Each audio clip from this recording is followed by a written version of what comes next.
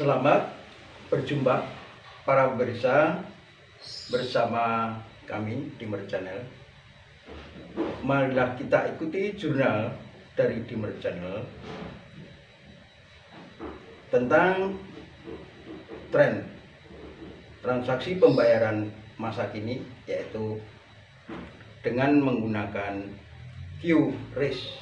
Ya, QRIS itu memiliki banyak kelebihan, tapi juga memiliki resiko. Kekurangannya adalah resiko. Kalau kita flashback ke belakang, proses transaksi itu dalam peradaban manusia pertama kali itu hanya menjalankan sistem barter. Dengan barter, jadi orang membeli beras dibayar dengan sayur, orang membeli sayur dibayar dengan unggas misalnya ya. Jadi sistem barter, coba tukar barang, itu dalam peradaban dulu manusia. Tapi kemudian berkembang peradaban manusia mengenal mata uang. Akhirnya dalam transaksi jual beli itu digunakan mata uang. Jadi tidak barter barang dengan barang, tapi barang dengan uang ya. Nah, ini lebih praktis ya, lebih praktis. Beli pakai mata uang, dan mata uang itu punya nilai untuk membeli barang. Dalam perkembangannya mulai mengenal pembayaran dengan transfer antar rekening. Jadi uang ditransfer, pembelian dengan cara ditransfer antar rekening. Rekening A mentransfer kepada rekening B. Nah, ini lebih praktis daripada pembayaran tunai. Jadi memang sebelum transfer dengan transfer, rekening dengan rekening, itu ada tunai dengan rekening ya. Pembayaran tunai ke rekening. Kemudian pembayaran dari rekening ke rekening. Ini tidak menyulitkan karena tidak ada pengembalian, juga terhindar dari peredaran uang palsu. Nah, tapi harus pakai rekening ya. Kemudian muncul pembayaran dengan mesin ATM ya. Mesin ATM bisa ditransfer ke rekening ya. Jadi tidak usah ke bank, tidak usah bawa buku tabungan, cukup dengan ATM, dibayarkan lewat mesin ATM. Nah, yang terkini adalah transaksi pembayaran dengan QRIS. QRIS itu dibayar dengan cukup dengan barcode ya. Jadi men-scan barcode, kemudian dibayarkan lewat barcode, bisa masuk rekening. Jadi barcode dipasang dan di situ di scan untuk pembayarannya. Itu QRIS. Nah, ini lebih praktis lagi. Tidak usah bawa uang tunai, tidak usah bawa rekening, tidak usah bawa ATM, dan terhindar dari peredaran uang palsu ya. Tapi juga ada resiko juga, penipuan, misalnya Anda memasang QRIS itu tanpa sepengetahuan Anda diganti oleh QRIS orang, sehingga ketika terjadi transaksi itu masuk ke rekening orang itu. Nah, ini resikonya, maka ini harus diwaspadai. Jadi QRIS yang dipasang itu harus Anda awasi terus, jangan sampai ada orang yang memasang QRIS tanpa sepengetahuan Anda. Juga misalnya melalui bukti foto halaman ya, scan. Nah itu Anda harus tetap ngecek di aplikasi QRIS-nya. Jangan sampai transaksi itu terjadi ternyata foto scan itu palsu. Nah ini bisa resiko, ternyata belum ada transaksi, belum ada pentransferan, tapi dia mengirim dengan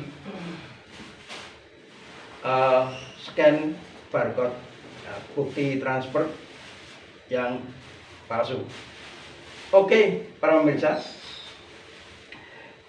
itulah keuntungan dan kerugian atau risiko dengan transaksi menggunakan sistem QRIS.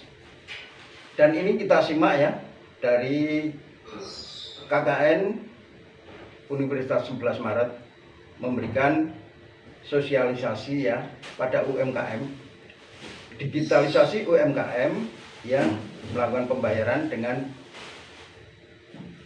QRIS. Silahkan menyimak ya. Saya ingatkan ya para pemirsa, jangan lupa memberikan like, subscribe, dan komentar. Selamat melanjutkan. QR di aplikasi dompet digital seperti Shopee, OVO, Link Aja, dan GoPay. Nah, metode ini cukup memadai, memindai kode, lalu membayar langsung masuk ke dalam rekening tanpa uang tunai atau kartu. Seperti itu.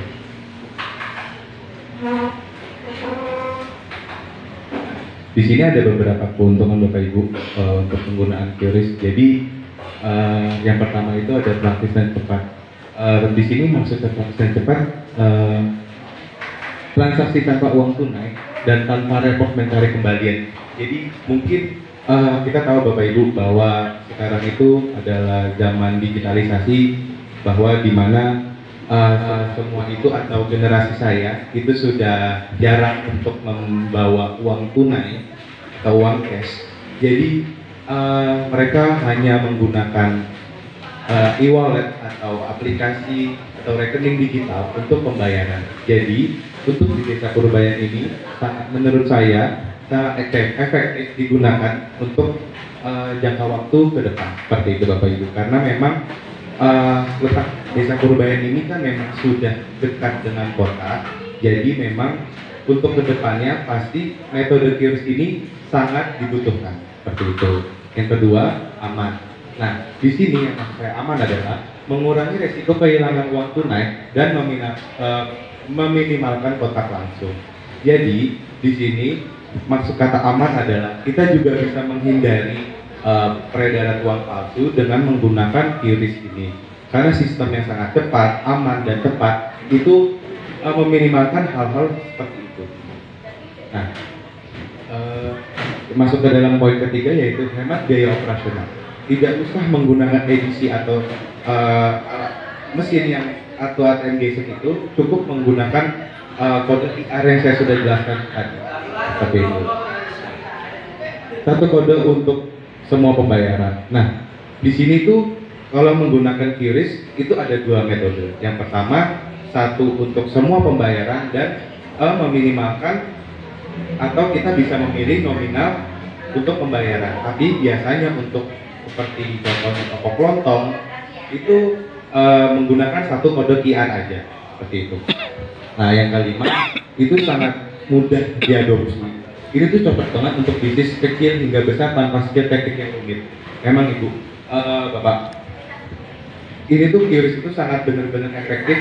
Saya sudah merasakan bahwa mungkin di generasi saya itu sangat terbantu dengan adanya metode QRIS ini, karena memang ini tuh sangat cepat dan mudah diadopsi untuk bisnis skala kecil, mau kita berdagang keliling atau berdagang yang memang di tempat, itu QRIS itu sangat membantu, seperti itu. Nah, di sini ada mekanisme pembuatan QRIS. Yang pertama, daftar melalui bank atau penyedia layanan seperti ShopeePay, OVO, GoPay, Dana, dan Link Aja. Nah, di sini tuh metode QRIS itu ada beberapa aplikasi e-wallet yang menyediakan tentang pembuatan QRIS. Yang pertama ada OVO, yang kedua ada GoPay, yang ketiga ada Link Aja, yang keempat ada ShopeePay, yang kelima ada Dana. Seperti itu. Jadi ada beberapa metode untuk menggunakan e-wallet sebagai aplikasi dari QRIS tersebut, Bapak Ibu. Seperti itu. Nah, yang kedua itu kita bisa dapatkan kode QR khusus untuk usaha. Seperti itu. Yang ketiga, ada pembeli hanya memindai kode QR atau men-scan kode QR yang tersedia khusus dengan aplikasi dompet digital atau rekening bank yang sudah tersedia QRIS tersebut. Yang kelima, ada pembayaran masuk langsung ke akun penjual. Jadi sistemnya itu ketika pembeli itu meng-scan dan membayar pembayaran yang barang yang dia akan beli, itu prosesnya itu on time. Tapi kita harus tetap mengecek 2 kali apabila uang itu sudah masuk atau belum, seperti itu Bapak Ibu. Nah, yang kelima atau yang keenam, penjual menerima notifikasi otomatis ketika kode QR sudah dipindai. Itu ketika pembayaran dari si pembeli itu sudah terbayarkan, kita mendapatkan notifikasi dari aplikasi e-wallet tersebut bahwa uang kita sudah masuk atau sudah diterima secara real time atau langsung, seperti itu. Untuk kita tidak usah repot-repot untuk mengecek buka HP, foto atau seperti itu Bapak Ibu. Kita cukup ketika pembeli sudah benar-benar membeli dan mentransaksi pembelian mereka, otomatis notifikasi itu masuk ke dalam alat ini dan dia menjelaskan berapa nominalnya, sampai berapa nominal. Jadi kita tidak usah mengecek secara detail. Mungkin di sini ada Bapak Ibu yang usahanya agak, kalau lagi rame kan kita nggak mungkin harus ngecekin satu-satu kan. Jadi mungkin ini untuk mempermudah Bapak Ibu untuk berjualan seperti itu. Nah, ini tuh tersedia di e-commerce kayak Shopee atau Tokopedia seperti itu. Nah, saya di sini akan menjelaskan QRIS Merchant ShopeePay Indonesia, Bapak Ibu. Sebelumnya saya tidak berafiliasi dengan ShopeePay, namun menurut saya ShopeePay ini adalah aplikasi merchant QRIS yang paling sederhana dan gampang diadopsi, seperti itu Bapak Ibu.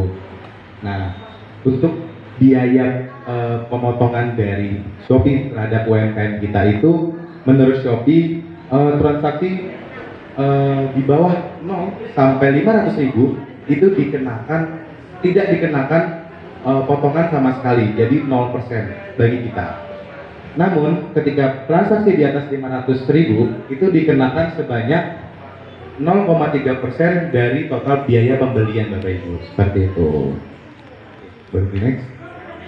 Nah, di sini ada beberapa benefit yang saya sudah cantumkan ketika UMKM kita berjualan menggunakan QRIS dari ShopeePay. Yang pertama, kemudahan di aplikasi Shopee. Nah, yang saya sudah bilang tadi, menurut saya penggunaan aplikasi ShopeePay itu sangat mudah diadopsi dan mudah digunakan untuk siapapun, seperti itu. Nah, ShopeePay juga itu menerima pembiayaan antar luar negara. Jadi tidak hanya di dalam Indonesia saja. Jadi kalau misalnya tadi rekan saya menjelaskan tentang aplikasi Shopee, itu tuh kita bisa berjualan misalnya online, seperti itu Bapak Ibu. Kita tuh nggak perlu harus transfer si pembeli itu. Kita tinggal kasih kode QR kita ke pembeli, lalu pembeli tinggal men-scan di aplikasi e-wallet mereka Bapak Ibu. Jadi tidak perlu kita harus minta nomor rekeningnya berapa, ini gimana caranya, harus ribet sekali 2 kali. Jadi perlu cuman kita mengirimkan kode QR atau QRIS kita ke pembeli men-scan, udah sesimpel itu aja.